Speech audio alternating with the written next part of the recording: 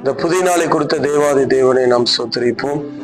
அனைவருடைய வாழ்க்கையில நெருக்கங்கள், இந்த கடைசி காலத்துல அனைவருடைய வாழ்க்கையில நிறைய நெருக்கங்கள், பலவிதமான சூழ்நிலைகள். இந்த நெருக்கத்துல நமக்கு ஒரு விசாலத்தை கர்த்தர் வைத்திருக்கிறார் என்பதை நாம் ஒரு நாளும் மறந்து விடக்கூடாது.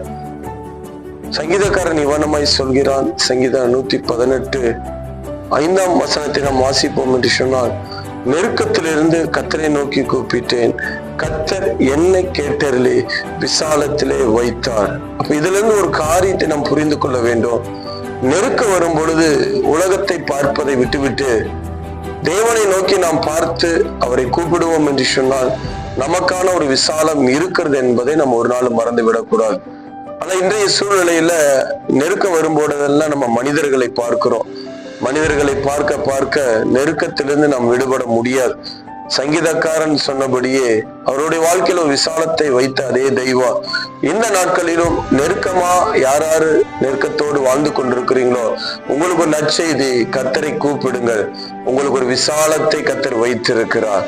அந்த விசாலத்தை நீங்கள் இதுவரை பார்க்கல, இனி வருகிற நாட்கள் நீங்க பார்க்க போறீங்க. அதனால இந்த நாளில் கர்த்தர் இந்த வார்த்தையோடு உங்களோடு பேசி கொண்டிருக்கிறார்.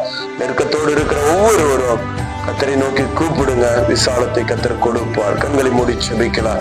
எங்கள் அன்பு தகப்பனே, மக நன்றி சொல்லி செபிக்கிறோம். பலவிதமான நெருக்கத்தோடு யார் யார் போராடி கொண்டிருக்கிறார்களோ அவர்கள் உம்மை கூப்பிட கிருபை செய்வீராக ராஜா. ஒரு விசாலத்தை கொடுக்க நீர் ஆயத்தமா இருக்கிறீங்க தகப்பனே ராஜா.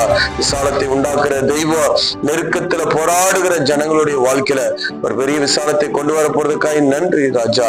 இந்த நாளில விசாலமான வாசல்களை திறந்து விடுங்க.